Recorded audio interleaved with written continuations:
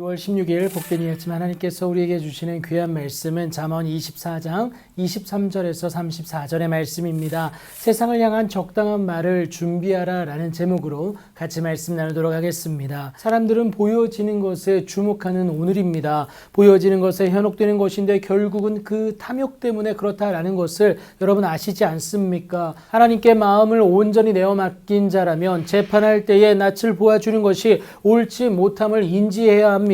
하나님의 뜻보다 그 사람과의 이해관계가 우선해서는 절대 안 된다라는 것이죠.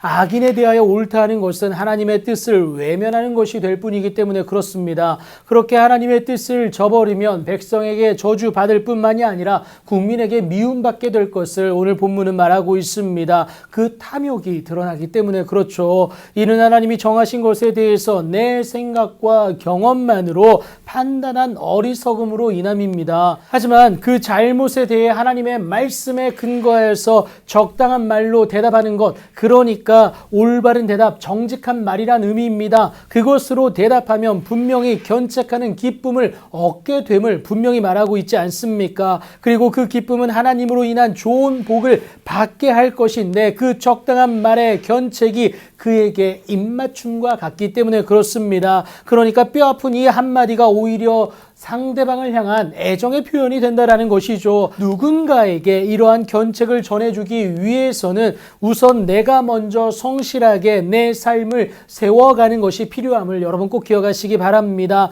나는 내 삶을 잘 운영해 가지 못하면서 말로만 다른 사람에게 견책하면 아무런 의미 없는 모습이 될 뿐이다라는 거예요. 마치 형제의 눈 속에 있는 티는 보면서 내 눈 속에 있는 들보는 깨닫지 못하는 경우와 마찬가지다라는 겁니다. 그래서 우선은 내 눈 속에서 들보를 빼어내어야 한다라는 것을 여러분 꼭 기억하시기 바랍니다. 그렇게 내 삶이 온전히 세워지기 위해서는 첫 번째, 까닭 없이, 그러니까 정당한 이유 없이 이웃을 쳐서 증인이 되지 말아야 합니다. 그러니까 결국 입술로 속이는 것이고 탐욕이 하나님보다 우선되는 모습이 없어야 된다라는 것이죠. 욕심 때문에 거짓 증언하지 말라는 겁니다. 내 삶을 하나님 안에서 온전히 세우기 위한 두 번째는 무엇이냐? 그가 행한 대로 그 사람에게 갚겠다 하지 말아야 합니다. 그가 내게 행한 것 같이 나도 그에게 행한다는 것은 악을 악으로 갚는 것, 곧 복수를 의미하지 않겠습니까? 하지만 이것은 하나님이 싫어하는 것이고, 그래서 바울은 아무에게도 악을 악으로 갚지 말고 모든 사람 앞에서 선한 일을 도모하라고 권면하는 것 아니겠습니까?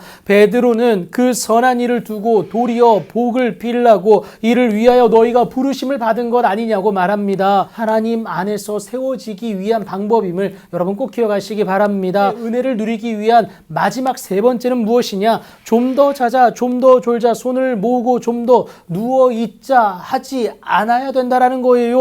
게으른 그 모습은 하나님이 주신 삶에 대한 감사가 아니라 철저한 외면이 되기 때문에 그렇습니다. 그리하면 빈궁이 강도같이 올 뿐만이 아니라 곤핍이 군사같이 이르는 안타까움을 경험한다라는 것이죠. 우리 모두에게는 나름의 밭과 포도원이 있습니다. 하지만 그 주어진 달란트를 방치함으로 인하여서 가시덤불이 그 전부에 퍼졌으며 그 지면이 거친 풀로 덮였고 돌담은 무너져 있다면 주인의 결산하시는 그때에 악하고 게으른 종으로 규정될 수밖에 없다라는 거예요. 우리의 눈에 아무리 작은 뜻일지라도 그 뜻이 실천되어짐으로 열매를 맺어지게 되면요, 기뻐하시는 하나님의 은혜의 주인공이 될 수 있음을 잠언 기자가 깨달은 거예요. 여러분, 오늘의 삶 가운데 먼저 하나님의 나라와 하나님의 의를 구하는 저와 여러분의 오늘이 되어야 합니다. 이 삶의 행동, 그 모습이 세상을 향하여 적당한 말로, 그러니까 하나님의 말씀에 따른 올바른